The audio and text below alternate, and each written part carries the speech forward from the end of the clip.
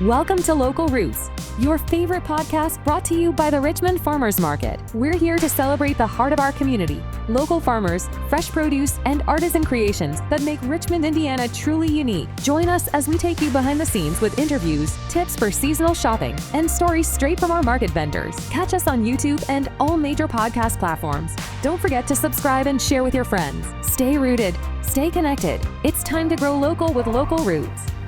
So what's brewing this morning, Julie? Hi, Dad. Come on. I need that sound effect. I thought it was good. Okay. It was good. I just didn't expect it. Okay. I'll let Just been practicing a lot. Trying to get those lattes right. I bet. Yeah, We love a good latte. right. Working on hot chocolate. Okay. How much are you trying to expand your menu from drip coffee? Drip coffee, lattes, ice and cold, iced and hot, and hot chocolate. And I'll keep the Lotus Energy. Do we have any plans of like fall flavors? We're doing a pumpkin caramel Ooh. vanilla latte. That will be well received. Yeah, that was good. Cannot say enough about her salted caramel cold brew. She was It's talking about it on Saturday. Chef's kiss. Oh, good. Yeah. So probably won't be doing as much cold brew now because I can just make an iced espresso and change it into a latte. Oh, that's true. And cold brew takes a long time, doesn't it? You know, I have to do at least a gallon, 2 gallons, 3 gallons. And if it's left over, you're kind of stuck with it. Yeah. So the reason we brought you on today was kind of not only to talk about what you're doing currently, but What you've done in the what past. you've done in the past, how you transitioned and why. So if you want to kind of start with where you started with the farmers market and into what you're doing now. I had made goat's milk soap probably for 10 years before I started doing the farmers market. And I can't remember if I started in 2009 or 2010. I think it was 10. But at the time, all I had was a little bit of soap. And every week I would sell a little bit more. And every week a little bit more. And it was great. I'd be excited if I made $65. I was like, oh my gosh. Was it always Sweet Annie's? Yes, it was always Sweet Annie's. And, you know, and then I just started expanding with other products from there. And I was making the soap in my house, and the soap was taking over my house. It was in my dining room. I made it in the basement. It was everywhere. And then I got a place downtown where I made the soap. And that was so much better because I got most everything out of my house. But I didn't then know my you got a garage place was downtown. That's interesting. yeah, and then I filled up my garage with everything, all the display and all that. Yeah, my shop was behind the bike shop, Okay. Spoke Easy. They made an area for me just to make soap. Okay. Yeah, So when did you start selling the soap at the market? 2010 Okay. Until last year. until last year. Wow. Yeah, Okay. I was making soap for, I think, around 27 years. Wow. What got you into making soap? My aunt had a craft show in her barn north of Fountain City. And this was in the mid-'90s, and she had it on Labor Day weekend. So it would be on Friday and Saturday. And it was an excellent craft show. She had lots of people. And at that time, Warm Glow Candles was just getting started. And they were set up at the craft show. And a friend of the candle people, she made soap. I was like, I bet I could make soap. So I started reading and looking, and that was before a lot of things were really readily available on the internet. And I bought books, and I started making soap. And I was so excited the first time I made soap, and it bubbled. And it was a soap. lot. It was real soap. It was real That soap. goes into making soap. Like, I don't think some people realize that, like, I mean, I feel like you have to have almost like a chemistry degree to know how to mix things and get Now it you- right and safe. Yeah, now you do. And I rendered my own fat at that time, in the beginning. That takes forever. So after doing soap at the market, what did that look like for you? Because there for a while you did like some tumblers and things like that in addition to soap. My soap sales weren't that great. And it was during COVID that I started learning how to do the tumblers and the mugs and using the heat press and sublimation. And so I added that. And that was actually making more money than the soap was. Tumblers got really popular for a while. They did. And I kind of felt like I was on the edge, that I was one of the first people, maybe not first, but one of the first people. But then everybody was doing it. Yeah. Yeah, that's something that we see a lot of. I even hear that for like other events. Like that's something that you see a lot of is the T-shirts and the tumblers, and there's nothing wrong with that. It's just, you always have to find your niche and like what works for you. And when a market starts to get a little oversaturated, you kind of look for changes on how to make yourself stand out and, ways to make your business keep thriving. And I think that that's something that like we've always appreciated out of you, because we've watched you go through those changes and like you go with the ebbs and flows of the market and you're like, this isn't working out. So like, how can I find out like how to make it work for me? And throughout all that, you've continued to be a vendor even at the market. So I think I speak for both of us when we appreciate you. So much. I mean, you can tell that you are a person who kind of stands back and takes it all in and says, okay, this isn't working for me. And rather than blaming the customers, you're saying, what can I do to evolve and to fit more of what the customers are looking for, which is ultimately the goal. Yeah. So what was that process like? Like what took you from soap into tumblers into coffee? Watching people. Yeah. Yeah, just looking. And of course, people would say, does anybody here sell coffee? And the answer almost always was no. And, just gave it a lot of thought. I want to do something different. I'm ready to change. Yeah. You've been talking about it for a while. I have. Yeah. And what would I do? And I just kind of landed on coffee. My brother-in-law was right on board with it. I'll help you. And we have family in Indianapolis that owns coffee roasting business. So we teamed up with them and it all fell into place. Yeah. It's great that you have that support too. Yeah. To be able to make it all come together. Like it's kind of like it was meant to be. Yeah, definitely. And I think too, not only did you say, okay, now I'm going to do coffee, it grew from there because now you're not only just doing drip coffee, to your point. And first it was drip coffee and hot chocolate, and tea. But talk a little bit about like where you're at now with it. Now you're doing even more than that. I know you got to debut something really exciting last Saturday. I did. I was kind of looking around on Facebook Marketplace and there's all kinds of food trailers for sale. And I was like, boy, that just seems like the place where I need to be, place where I need to go. And I just kind of kept looking. And before I went on vacation in July, I saw this really cute trailer. It had everything with it. Really cute. So I didn't really have to buy anything for it. Of course I did, but the main stuff was there. So I messaged the girl and she was like, well, I got people looking at it. And I said, well, I'm going on vacation. When I come back, I'll contact you. If it's available, it's available. If not a big deal. But anyway, a week and a half later, I'm looking at it and giving her money for a down payment. Oh my gosh. I remember when you came to the market and you're like, can I show you something? And I thought, what is this going to be? Because you were like, just so excited. You just had this little piece of paper that you were like almost hugging. And I was like, then you turn it around and it was the cutest little coffee trailer. Like it's so cute. And people are loving it. So last Saturday. It's an eye catcher. It is. Yes.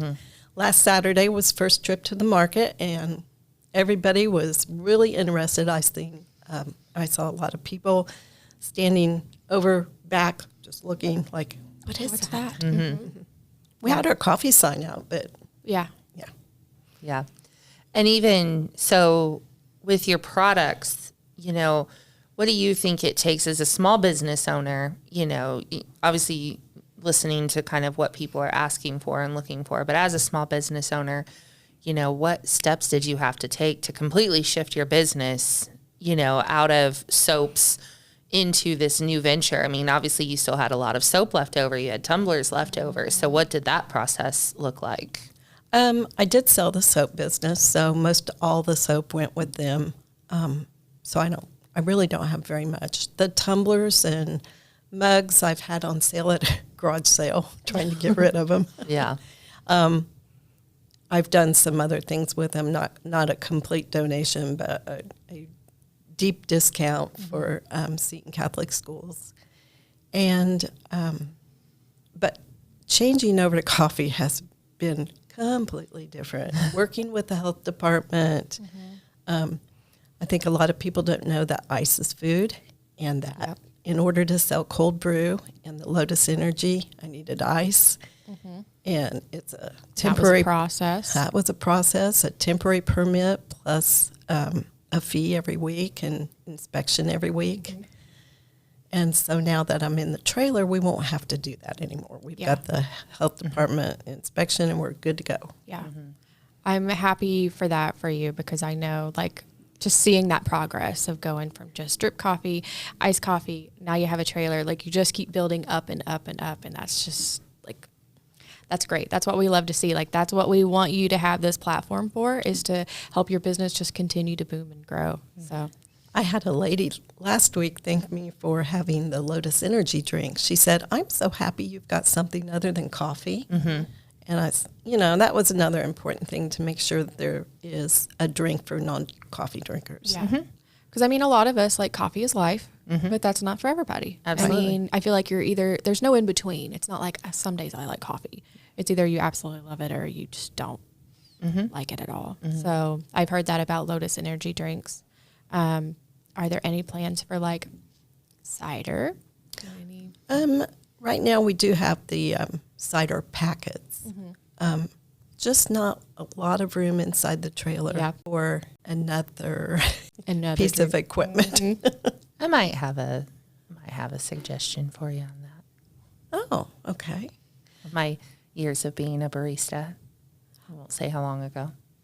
Okay. Maybe we could have some cider. Oh, that's right. You have some tricks up your sleeve. I have a few tricks up my sleeve. We would have the possibility on a great day, weather-wise, no rain or anything, to plug in the percolator outside and have the cider outside and serving it that way. So with this trailer, because I know that people are going to be interested, you do plan on keeping the trailer outside even in the winter. So when we move our locations in November, I know last winter they were used to seeing you inside Star Jeanette. So now they'll get to see you hopefully parked outside Star Jeanette. Yes, we possibly on snowy days it might not happen. Yeah. But plan on bringing it right down almost to the door. We'll just have to discuss where it's going to be figure a good out spot. all those logistics. Yeah, we'll find a sweet spot for you for sure. But I think that people are going to love that when it's like a cold winter day. I dread saying that we're already coming up on that, but they can, grab hot coffee. You won't And have then to do with go ice in. anymore. Yeah, we can do the Right. hot coffee and go in and do their shopping. And I think it'd be great. Last year a lot of people said, "You should be up front by the door so people could get coffee on the way in." I said, "Yeah, well." Well, now you get to be up front by the door. That's right. Yeah. Yeah. I think the only thing we're not going to like is you won't be inside, so we don't get to see your face all the time. Yeah. Well, you'll just have to We'll come just out have and to see go me. outside in the elements. Oh, man.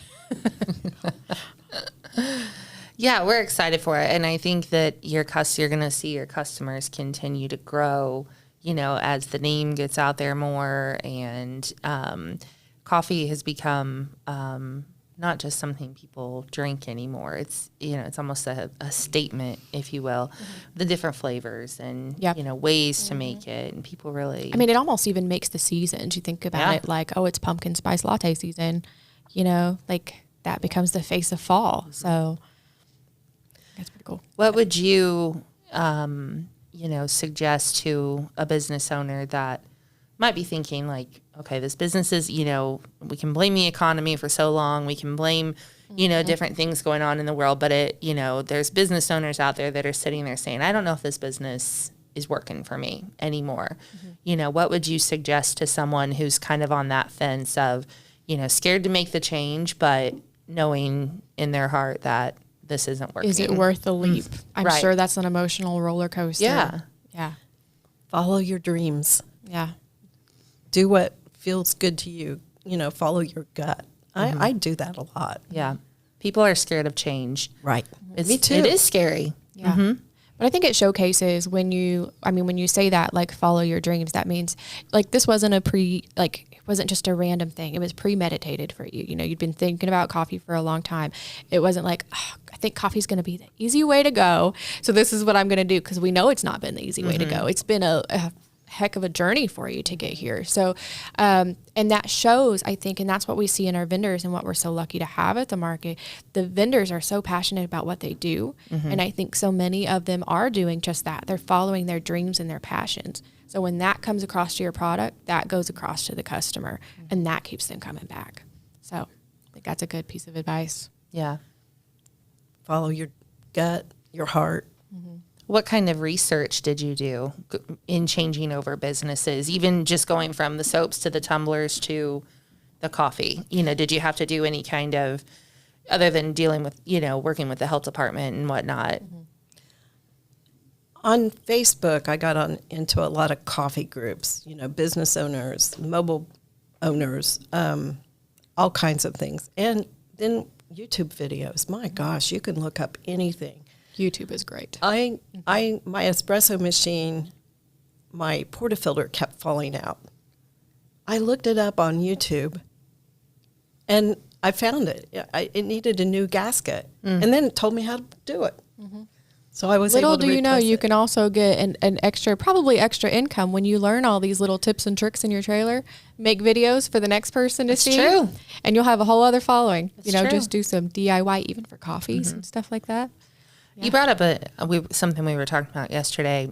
Social media marketing is life right now. And It really is. there are, I think, still business owners who are a little bit intimidated by social media. It's gotten so big that it can feel overwhelming. Yeah, There's all these absolutely. different avenues. There's Facebook, there's Instagram, there's TikTok, there's Snapchat. There's all these different things. But, as someone who you do a lot on social media, you do a little that goes a long way, I think is the important thing is, talk about like kind of how you promote yourself on those sites and kind of what kind of feedback you've gotten. Even your little graphics that you post that's every what day. I love is Yeah. like all those little like fun graphics, and some of them are just humorous and really relatable too. So like I see those and they're consistent too. So you see them a lot. So they now pop up in my feed all the time. So that's something that I see, oh, that was really funny. And my brain connects it to roasted and So I think you're giving a little boost to people, like almost like a little endorphin boost that coffee gives us all, but in a different way, because I love those. Is that something you plan out or you kind of just do daily? A little bit of both. Sometimes I schedule it ahead, and sometimes I'm, oh man, I forgot.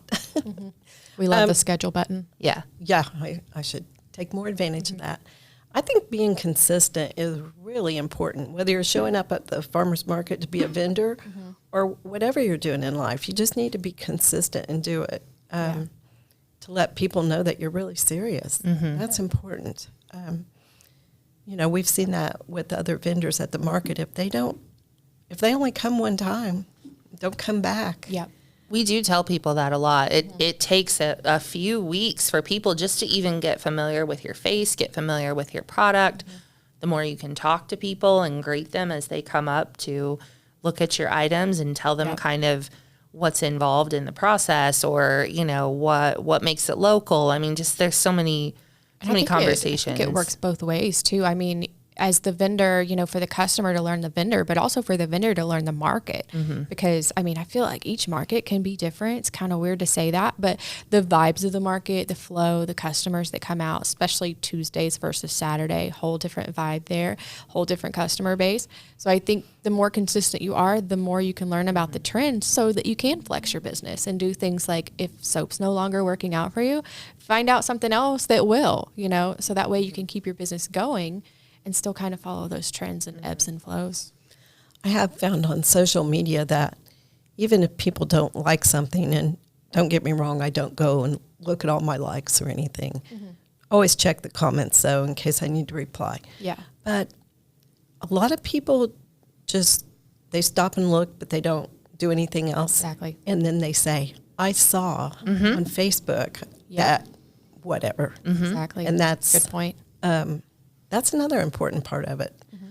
Yeah, that's kind of what we were talking about yesterday. You're being marketed to on social media, whether you realize it or not. Those things that are in the feed and in the algorithm are talking to you because of things you've looked at on your phone, things that you've talked about, So every day when you see a roasted coffee stand, post, funny little graphic, whatever it is, you're not even realizing that is speaking to you in a way.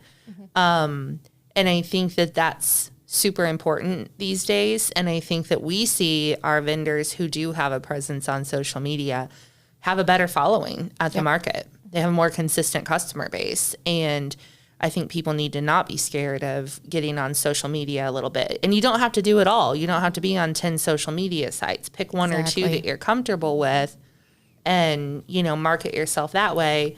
And now you can link it to where if you post a one, you can post a multiple. And I think that's something, like, I'm not good with social media. Like, I will admit that. I need to be better at it. But, like, it can be daunting. I've never been the best at technology and figuring out all those ins and outs. Christy's the one that has to guide me a lot on those. I've been figuring out TikTok a little bit. But as far as, like, all those crazy things, getting everything posted, it is important to stay consistent, to stay in that algorithm. And I think when we mention social, sometimes it's like, that's the forbidden word. Like, because sometimes we'll get some eye rolls, some grunts, some like, I don't want to deal with social media. But the reality is that's where we're at right now in the world. I mean, people rely on social media, and I mean, that's also free marketing for you. I mean, you can pay for certain things, in there to boost posts and stuff. But at the end of the day, that's free marketing for you to make those, posts on there, for us to share that for you and to get that into people's heads. So, have you done anything off of social media in terms of marketing? No, I haven't. Yeah. And look at how far it's brought you already. Yeah. As soon as I posted we had passed the health department inspection, I had 2 people contact me about doing events. Wow. Oh, I love that. Yeah. That's awesome. One was in Ohio, so. And you certainly don't have to talk numbers, but I assume this has been profitable for you. More profitable than the soap business, would you say? Yeah. Yeah. Yes. A positive I would step. say. It was yes. a positive change. It is a positive change. Yeah. It's still a lot of work. It's a different kind of work, though. Yeah. But, yeah. Yeah. Worth it. Yeah. Good. And you're happy. You seem happier. It's been fun. Yeah. Sometimes just enjoying what you're doing makes a big difference. It really does. Well, a lot of the people that I would see at market walk by my booth when I had soap. They weren't interested in my soap, and that was fine. But now they're stopping at the booth because we've got coffee. So I've changed that part of me too, or that part of the business, I guess I would say. Even Saturday, I saw people at my trailer that I hadn't seen really, or bought coffee, and that was different. Yeah. I think something good too, that like where you advertised getting that trailer and where you were so excited about it, you had that sign out there for a couple of weeks showing like this is coming soon. I think I told you on Saturday there was a customer that came by and I saw him walk by the shed and they said, "Oh my God, she's finally got the trailer," and they just hightailed it over there. They just immediately sped up. So it was really cool to see the customer they were anticipating that for you and excited for you to see that finally set up out there. So you've always had a really nice booth set up between, just between the soaps and the and we talk a lot about how important that is to draw people in. How do you see that? You've been at the market for a long time now, and how do you see that for vendors who maybe don't take as much time to, set up their booth? What was your process in deciding how to set up your booth, make it customer friendly, and draw people in? Well, it's been a few years ago. I did a little course on Facebook, or I found out the course on Facebook, and it was about setting up a market booth.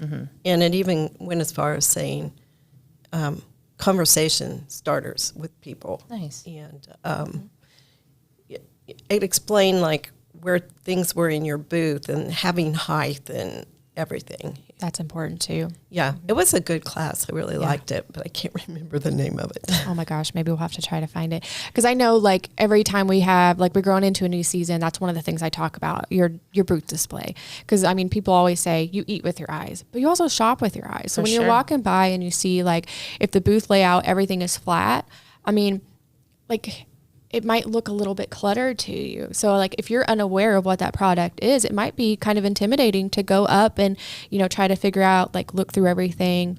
Because I know there's a lot of people, especially in today's world, that like we're not very good at those initial social interactions and small talk. And, you know, so it's kind of like you look intimidating, you know, like I don't know if I want to walk into your booth or not. Because we do also have customers who, you know, say like, well, they didn't say anything to me. So, you know, I didn't want to ask questions. Like it kind of, I don't know. I think body presence along with the display can make a big difference too.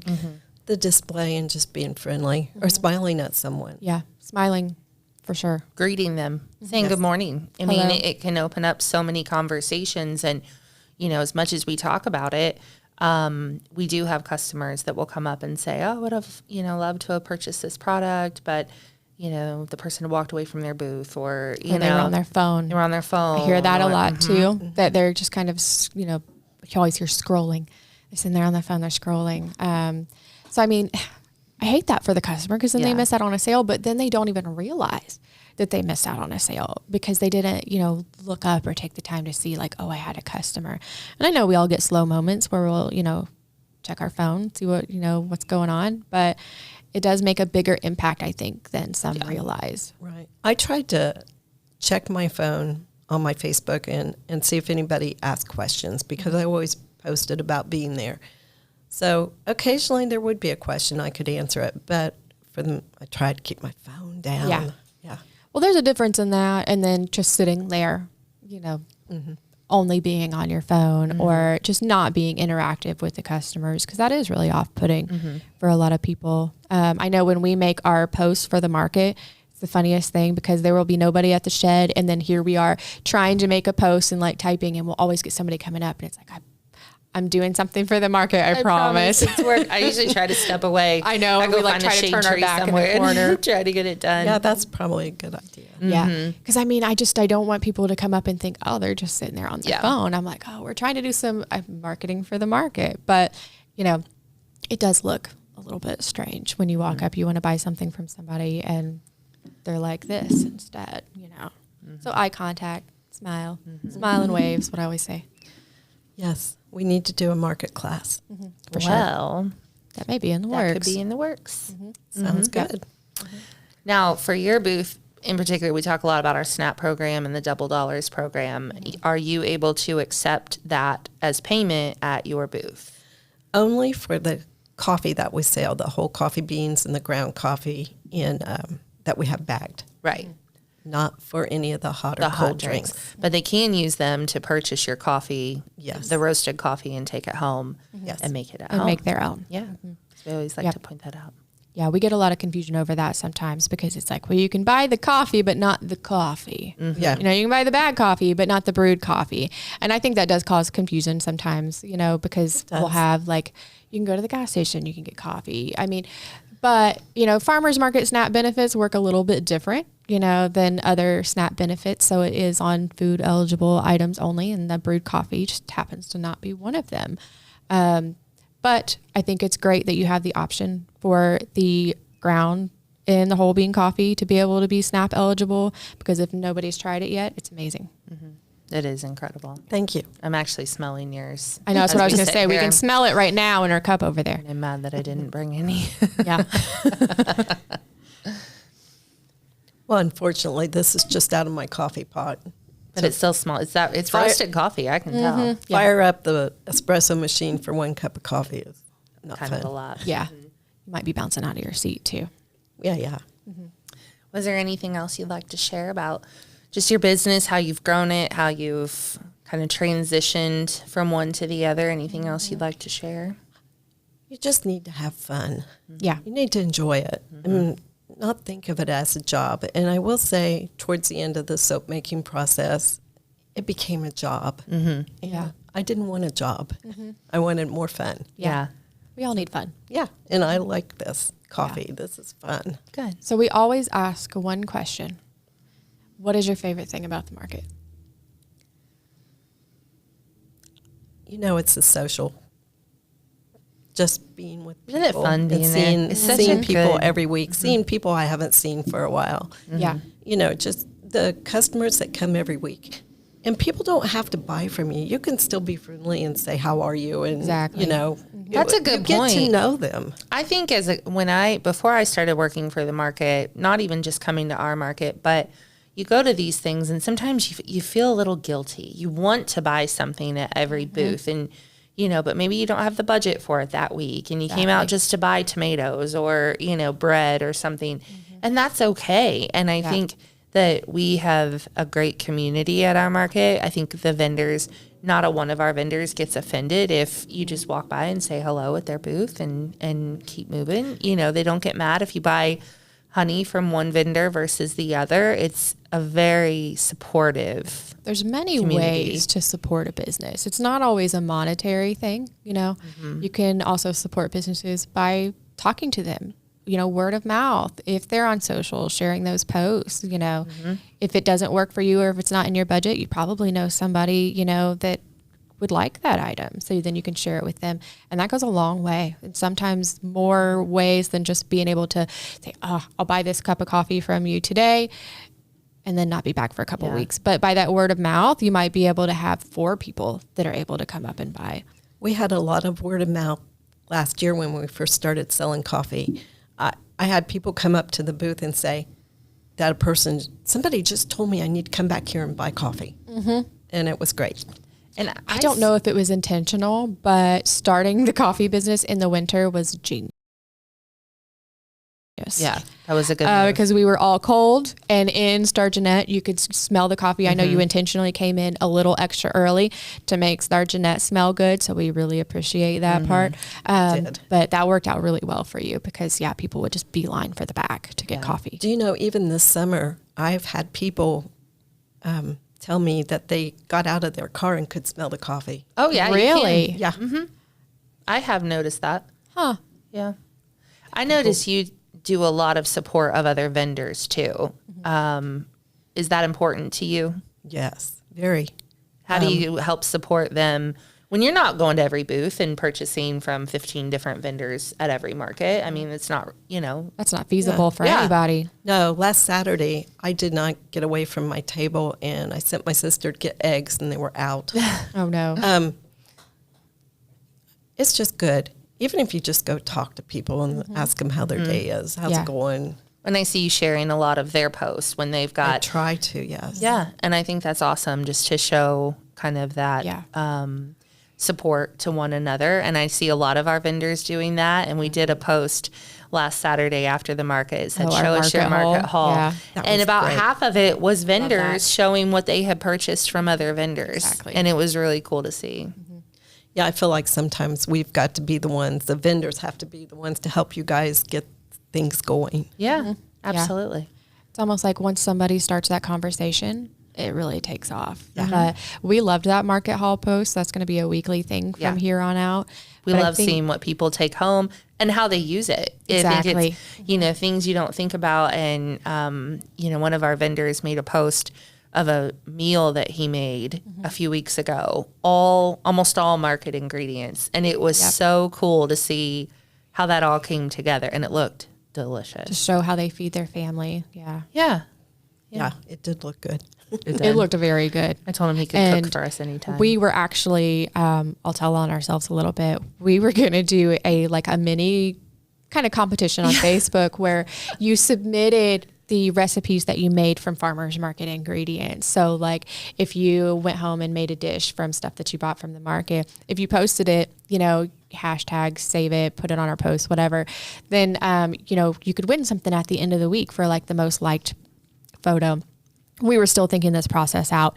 And then this particular person released this picture, and I said, well, after that, nobody's going to want to follow it. Shame. Because he looked like a 5-star dish. And, you know, here I am making spaghetti or something, you know, crazy. Like I made a breakfast sandwich that same morning with like a bagel that I had gotten at the market. I remember that. I was like, I can't post this. Like it was messy and it was half eaten and yeah. Yeah, but that just shows. I know. It does. It does. And I still posted it. Yeah.